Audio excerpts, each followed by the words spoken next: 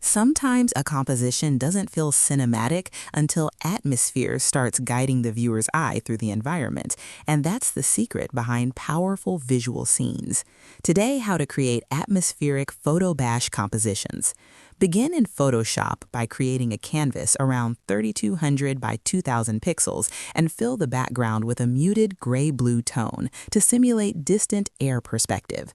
Import a landscape or architectural image and position it as the foundation layer. Use Free Transform to stretch it across the frame and adjust the horizon so the composition feels balanced. Now drag in secondary elements like mountains, structures, or trees and place them strategically to guide the eye from foreground to background.